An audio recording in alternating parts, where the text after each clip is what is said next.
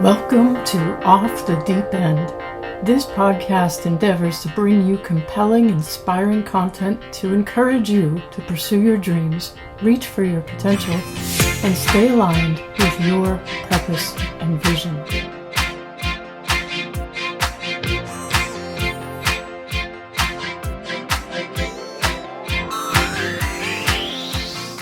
I'm Rachel Tamilio, and I'm here to remind you that you have more power, promise, and potential than you can imagine.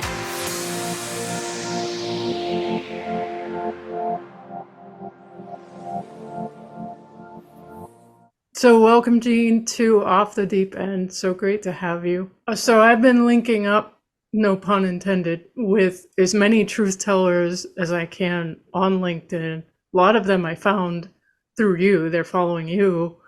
Yeah.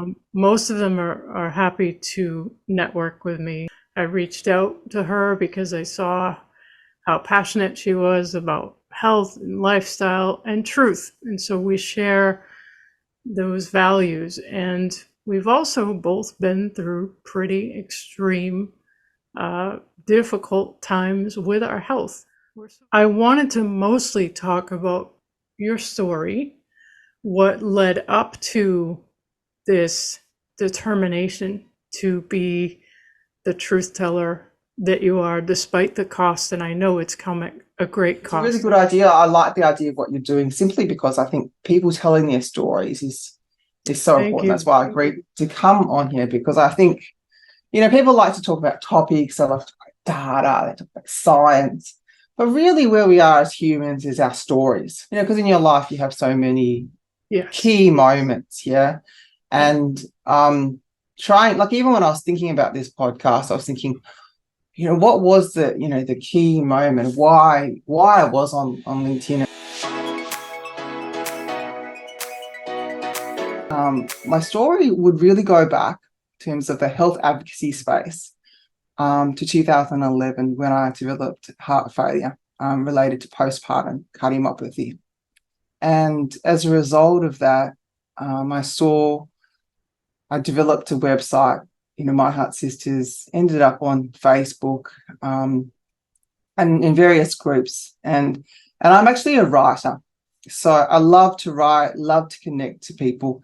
And I found myself writing and being added to all these groups and connecting. And I also, run a website development business. What I found was, by the time 2020 came along, that it had been corporatized, it had been completely taken over. That even my emails, I was sending out emails to people about the vaccine, and they were actually getting censored. In fact, they'd go into the junk mail or never arrive at all. So I thought, I wonder what would happen if I went to LinkedIn, So I jumped onto LinkedIn, and it was, incredibly, it was like the old Facebook. People, I found some people, and I found Professor Peter Miller, and he was a statistician. And I also have a statistics degree. And I saw him posting a lot about the vaccine and how bad it was. And at that stage, I'd already done an analysis on what Pfizer had decided was a 95% efficacy. And basically, it was a garbage. It was a garbage statistical analysis. And I knew from the start, but I thought, where are all the other people talking about this? I've got a degree in statistics, but I don't practice statistics. There must be so many other people that could read that study and see that, the way it was done was just rubbish, just to get the number. And I had a professor years ago when I studied statistics saying, basically, you can make anything you want out of a statistical study. You can create a study to say exactly what you want. And even way back in the 90s, when I did my degree in statistics, it was well known that if you didn't support the pharma narrative and you found something that went against pharma, well, that was the end of your career. So that was way back in the 90s. So I went and saw Peter Miller posting, and I was like, well, this is interesting. And I was starting to message some of the lawyers who were, against the mandates and the vaccines online. And there was one that, I spoke to, I might mention, and we ended up doing his website and raising through that website. We made sure that, and they were able to get funding for the court cases that were happening within New South Wales. So at that stage, that was my behind the scenes kind of work that we were doing and networking with a lot of people in the freedom space. But then I thought, wonder what happens. And I really felt quite compelled because partly because I'm a writer, for me, it's deeply personal. It's deeply where I'm interacting and I'm changing. The person on the other end who's responding to what I'm writing is changing who I am and my perspective. It's not that I'm just putting something out there. So I thought I put some of my posts out there on LinkedIn, and I was so shocked. At the time, I think I had 80 connections, and my posts were going up to 30,000, 100,000 views per post, and, ridiculous numbers of shares.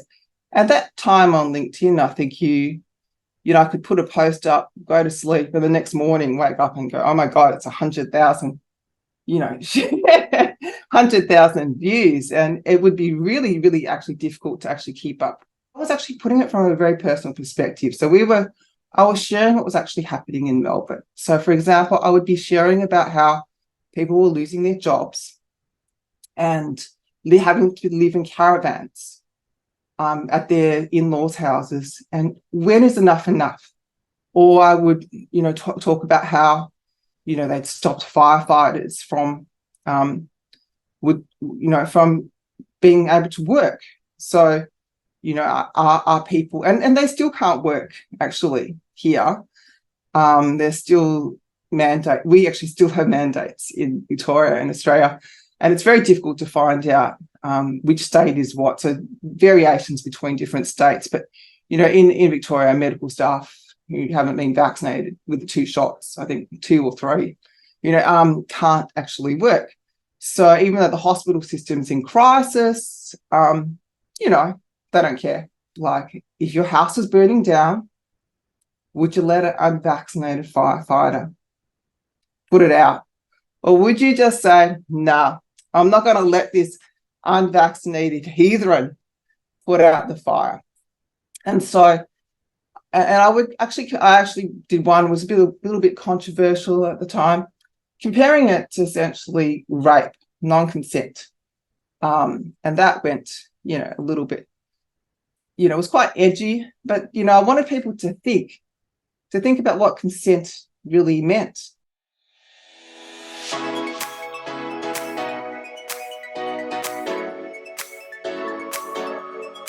I was homeschooling in the middle of nowhere. Well, some woman wanted to get our homeschool children into the local school. And so she reported us to Child Protection for buying milk from a local farmer. And so when Child Protection came along, all of a sudden my world completely crashed. And I started doing all this research about, the world. And the world around me just was not what I imagined it to be. And all my sort of rose-coloured glasses completely shattered. I mean, like, some people have this idea of what child protection is, and it isn't at all. More abuse happens within child protection than it does outside of it.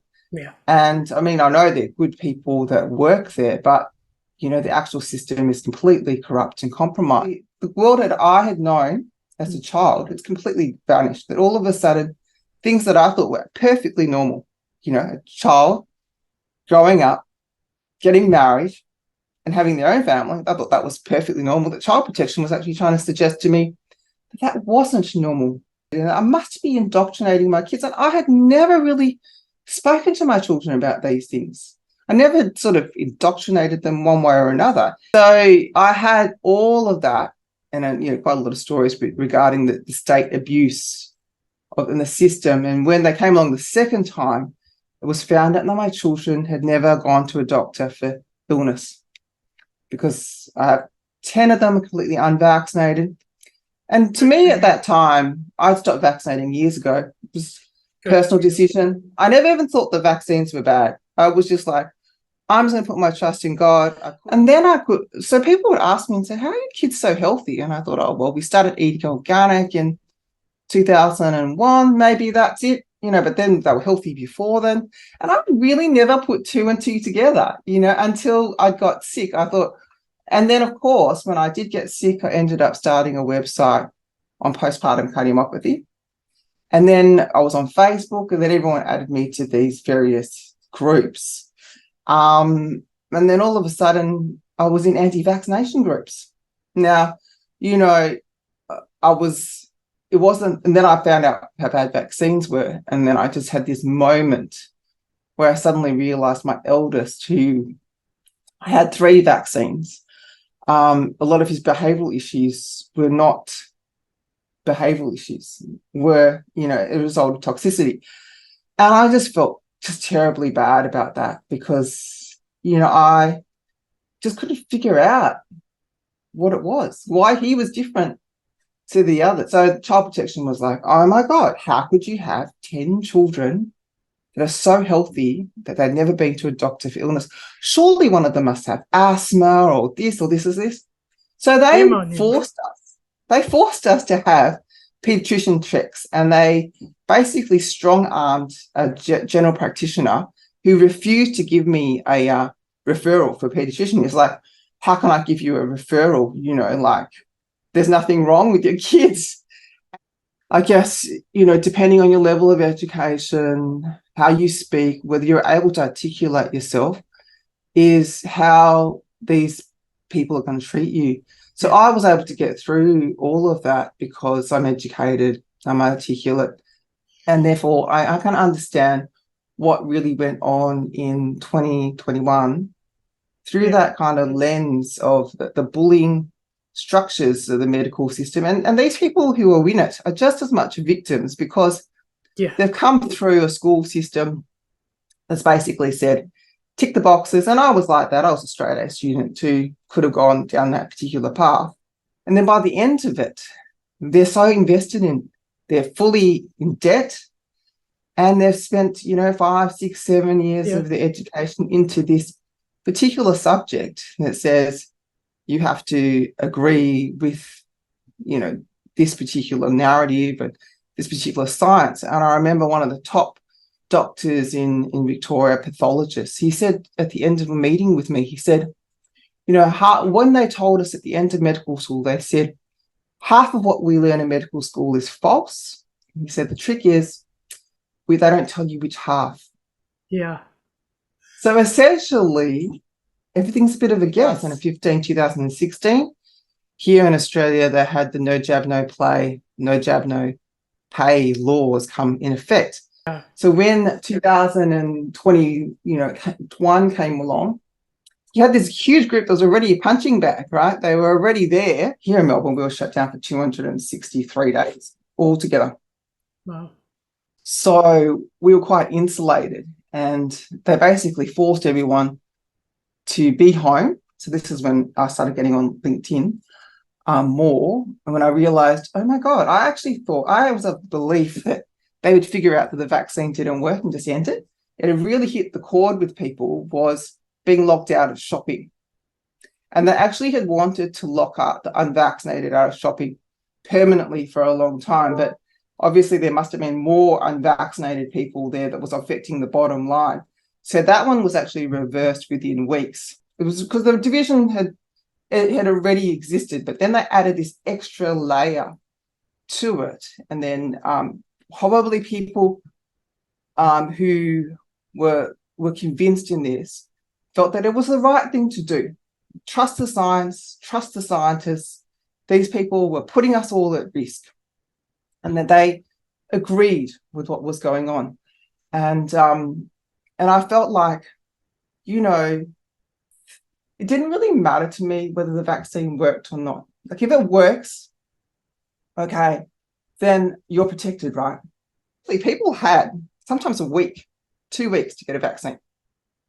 Or that's it. They were. So there was no due process whatsoever. It was completely tyrannical, what was actually happening. I don't think we have a single doctor who's still employed under the system. because all the ones that are good and want to talk about it are all kicked out. You know, I had friends whose daughters were so pushed to get the vaccine, and, you know, their mothers were just hysterical, you know, really beside themselves. And they would say, you know, I just don't know what to do. So in the end, they would take their daughters because their stress levels were so high. They just, and I think part of them was thinking that maybe it wouldn't be so bad.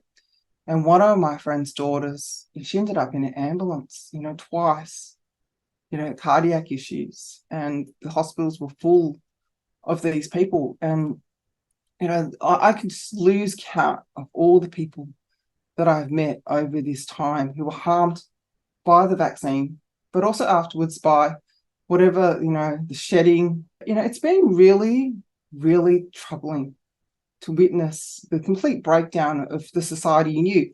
And a lot of the social contracts are completely gone. So the whole, you know, social fabric and trust in each other was completely damaged. And then when I did get COVID, it was very mild. I wouldn't have thought it was even anything. But then when I got really sick 4 months later, and I knew there was changes in my gut, and I could literally feel my gut going completely septic, and I was in bed for 3 weeks. And by the end of that time, I started swelling. And then I thought, and then I knew I was kind of in trouble. I kind of needed to get checked that it was heart failure. And it turned out my heart was at 15%. The interesting thing was when I was in there, the doctors were trying to talk through about amyloidosis, not cardiomyopathy, but cardiac amyloidosis, which is, you know, protein misfolding, which is all related to prion disease, the whole bioweapon jab thing, you know, not jab, but so much the spike protein, right?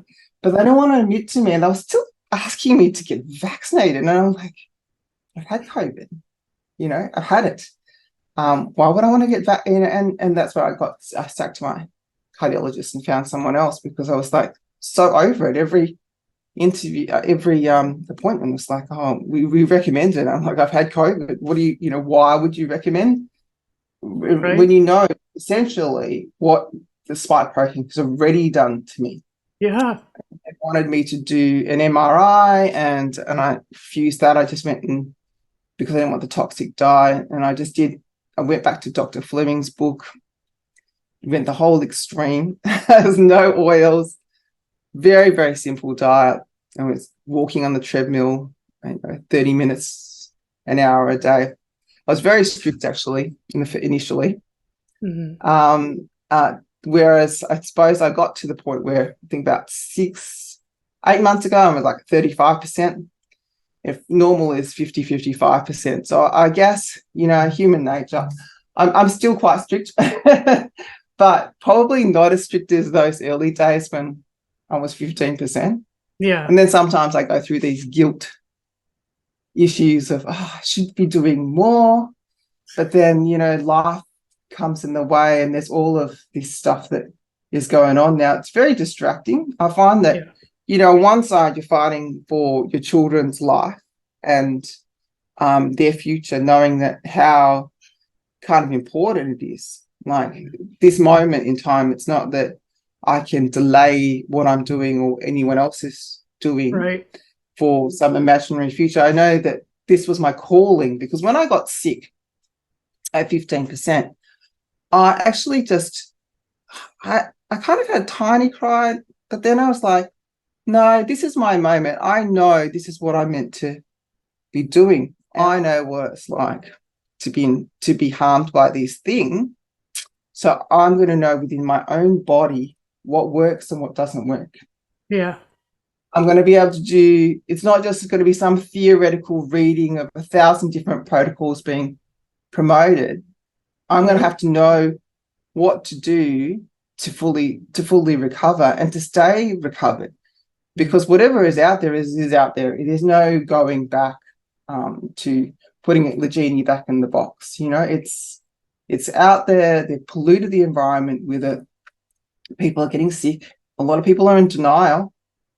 And I think what will happen is humans will evolve just like we kind of evolved to beat other infectious diseases, we will evolve to beat this as well, which is what I kind of discussed with Dr. Fleming the other day. It's very sad, really, that people can't see the nuances of it. Yeah, But exactly. vaccinated or unvaccinated, I think the treatment is the same. And that's what I came through with the whole interview. The treatment is the same. Obviously, the people who are vaccinated, they come from a much lower base. They got to work a lot harder to get their immune system to expel this toxin. So I decided to do completely free birth. And for that reason, I had to be like 100%. I had to know my stuff, 100%. And I had to not just aim for average health, I had to go way and above, on everything so that I would be on top of my game. So I had him, everything was fine. But as soon as he came out and afterwards, it was almost like his spirit inside me was keeping me strong. All of a sudden, I just panicked and I thought for a moment that I was losing too much blood, which I wasn't. So I went into the hospital just to get checked out. And I'd actually been warned in a dream during the pregnancy, not to go to seeing doctors. It sounds a bit crazy, but anyway, I went in and as it turned out, they gave me IV saline way too quickly and they sent me into heart failure with hyperkalemia. I knew straight away something was wrong because I'd been through heart failure before. And I said, there's something really wrong, something really wrong here. They checked my bloods and my potassium was way high, which can literally kill you. So then they gave me bicarb to bring it down. And at the time, they actually told me that it was because I was drinking too many coconut milks, too much coconut water, like one coconut water a day was too much, and too many bananas. And that was the reason. And I think I actually found some sort of study that sort of correlated coconut water to hyperkalemia. It was just, and of course, your belief system at the time, I thought, it must be it. What other reason could it be that, my potassium was so high? It was only months later that I was listening to Dr. Jennifer Daniels, and she was telling me about how, IV saline can be so dangerous. And I was like, why would they even give it? Because it can, especially if you're dehydrated, can really shift your electrolytes and cause sudden cardiac death. And so that was really what happened. And so in the end, they thought, look, we better put her in ICU just in case. And my blood pressure went through, way to 200 because that's what my blood pressure does when I'm under a lot of stress. My blood pressure goes pretty high. So I was in there, I was feeling kind of fine. I was having this metallic taste in my mouth. And I remember putting a call out on Facebook saying, please, pray for me. And I literally felt this kind of energy come over me. And I remember when they started, when one of the doctors started saying, what about the baby? Shall we give him the hepatitis B and the vitamin K, has polysorbate 80 in it as well. I was like, all of a sudden, my maternal instincts just kicked in. The adrenaline started rising. I remember instantly feeling just better. Like I was like, nope, I'm ready to fight. And I said to him, why would you give a baby vitamin? Why would you give a baby hepatitis B? What chances a baby got to get hepatitis? And then the doctor just completely shut down. But while I was actually in ICU, and they took every opportunity to torture me while I was there. And because they just wanted me to comply, to comply with what they wanted. And I would refuse certain things. And then they would say to me, because you're refusing bloods, that's why things aren't getting better. And I really witnessed what it was like. Modern medicine is not what you think it is. Like when I went into hospital, it took literally 12 hours for me to get a glass of water. So I was in ICU, sleep deprived. I had doctors coming in all the time trying to convince me of my particular issues. At one stage, I just passed a blood clot. Now, the issue was that, I'd been sitting there. Obviously, I just had a baby. It was it really wasn't a huge blood clot. But they ordered an internal examination, and I said no. But I was already pinned down They did it anyway while I was screaming. Now, the thing was the doctor that ordered it, he came over and whispered to me afterwards and said, oh, doctors get very excited when they see blood. So it was very clear that it was rape, because rape is not about pleasure. Rape is about having power over another individual. And I had actually reported it to the registrar at the time, the head of ICU, and she just went completely white. She knew what went down, but she wasn't prepared to do anything about it. But for the grand prize, when I actually, in the end, they broke me when I was in hospital. And at that time, they convinced me that what it was I needed to have a D&C to get some tiny bit of placenta out. And that if I didn't, it could infect it, I could die. But I hadn't realized that I'd been isolated in hospital, was sleep deprived. I had doctors coming in all the time telling me what I need. And thank God, look, I had the internet. I had my smartphone. I was able to connect to various women, home birth groups and so forth, and ask for their view on things, what I should do.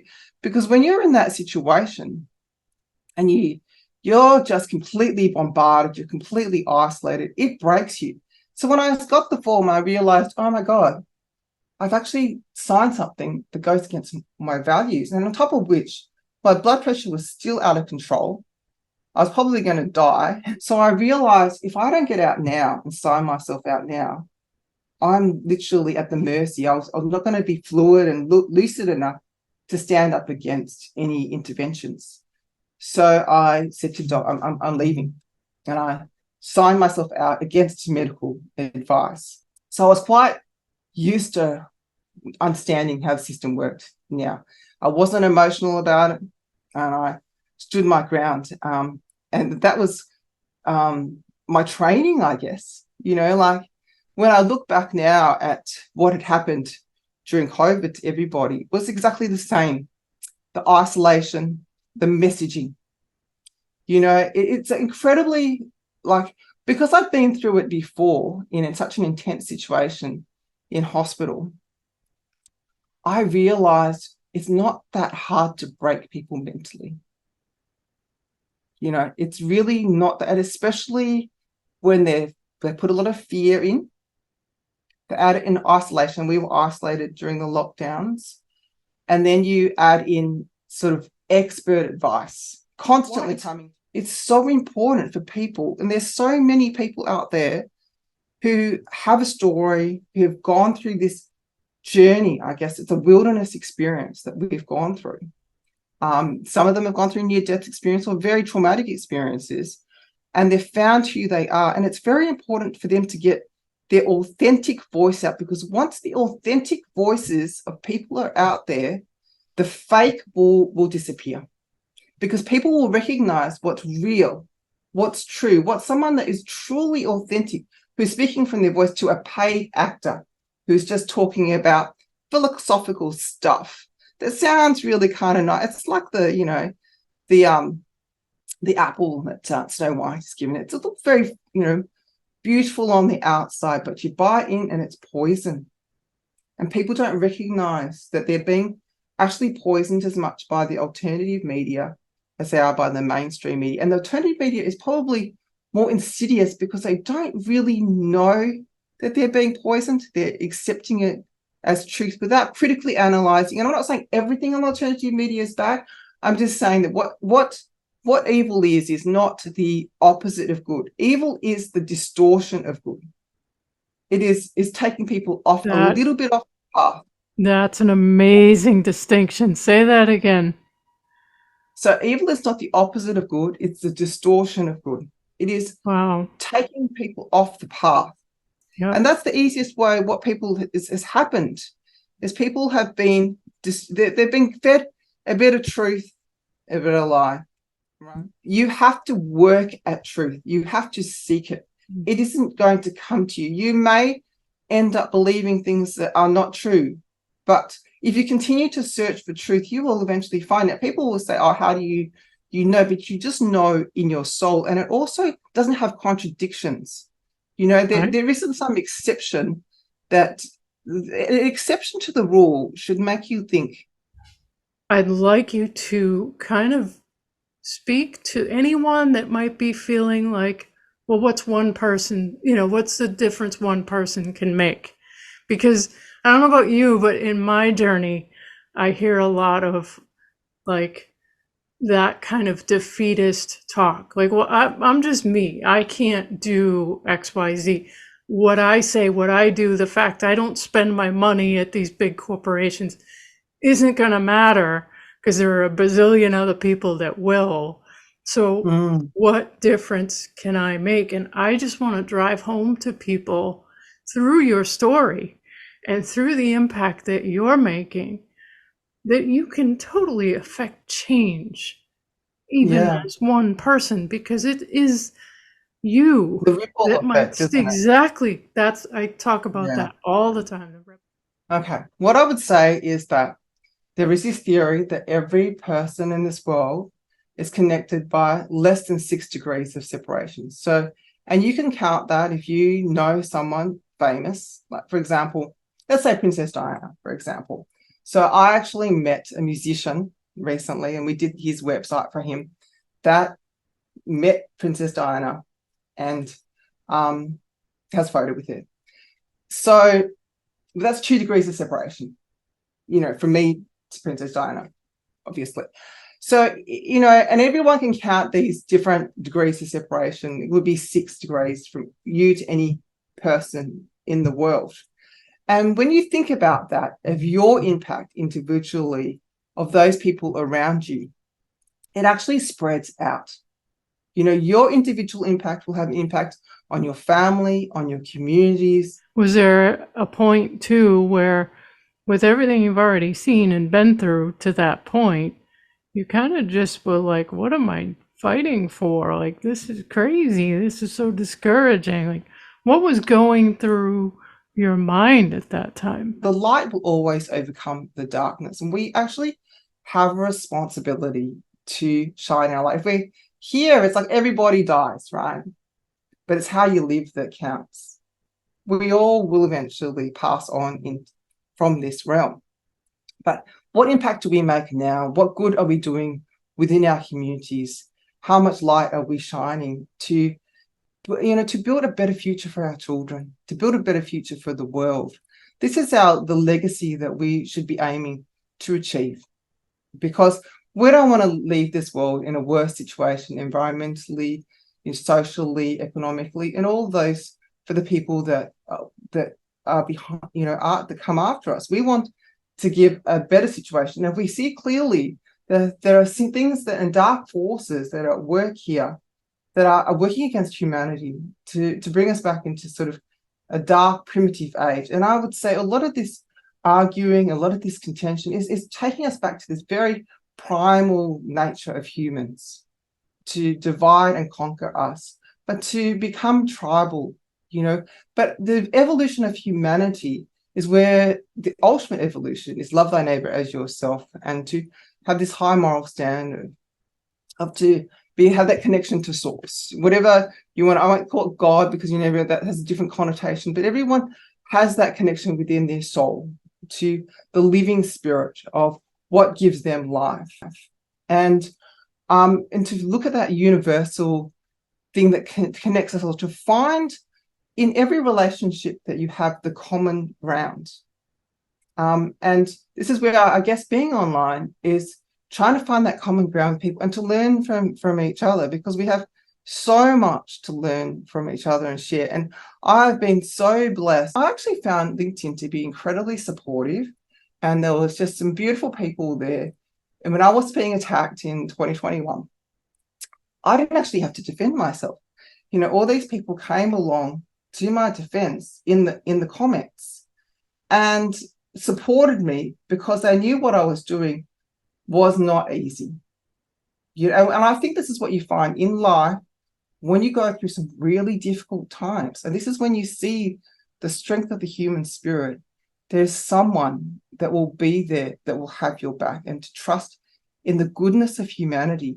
And that's where I like to end it. It's like, let us, look for the goodness of humanity in all that they're trying to do to us now and divide us and to cause us to blame and to dehumanize others. We need to really step back, whatever positions we have in life, and find that common ground and look to the goodness of humanity so we can move forward and lift up humanity to higher levels of understanding of our world and higher levels of truth and all of those things. And I hope that just our talking today will open people's hearts and minds up to the possibilities of what they are, and to look at their own life story and their own place in the world and see where they can make a difference, to actually dream it and make it a possibility. Because I think, to me, there's a lot of people that sort of believed in me this was, a little while back, and they said, and I couldn't even at that stage imagine what was my dream, what was the possibility, what could I imagine that I could do. And all of the things that I'm doing now, I would not have even imagined that was possible. So people have to essentially find that power within themselves to know who they are. And it's certainly, from all the people that I've met through this journey, it's certainly grown a lot of people. And if people are feeling disconnected, it's because they need to kind of seek out those connections. They need to actually put themselves out there. And that could just be reaching out to someone else that's like-minded, to meet, have lunch with. I've met with many, many people on LinkedIn over the time, had lunch with them, chatted over coffee, with you now digitally, online. All of these things are really important to stay connected to that community, to that positive energy, because when we connect to that collectively, it's more powerful. It multiplies. Do you know what I mean? Like, as one, we are just one person. But when we act together as a group, we multiply our individual efforts. Love it. Yeah, perfect. Love that. It's so important to stand for what's important to you. And this is a value. Truth clearly is a value. Freedom clearly is a value. Thank you so much for having a chat with me today. Oh, my absolute pleasure talking with you, Jean, and you've shared so many wonderful things and so much truth, but a simple truth. And that, I'm known for a couple sayings. One is, truth is simple. It's not complicated. I know something's true when it's simple. If it's complicated, chances are it's not true. And the other thing I just want to add is, you said it perfectly. Looking for connections, it means we have to be paying attention, right? We are inundated by so much distraction, digital distraction, entertainment, media, all of it. We're constantly being distracted. If we just, intentionally keep our eyes open to one another, to meet one another where we're at, see each other as sentient beings instead of falling into that whole divide and conquer theme. I was telling some friends about how I'd be talking to you tonight.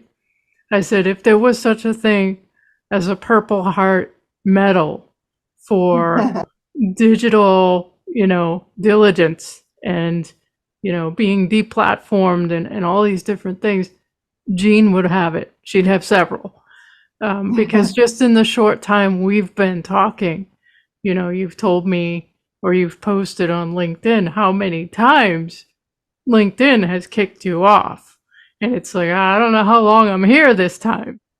It's easy to argue data and argue science and argue studies, but this is personal to you. And this is what happened to you. And these are the things you've learned and suffered while learning. And you have spoken the truth at such great personal cost. I think this has been great. Thank you so much, Jean. You keep doing what you're doing, and I look forward to seeing more of your content. Thank you so much.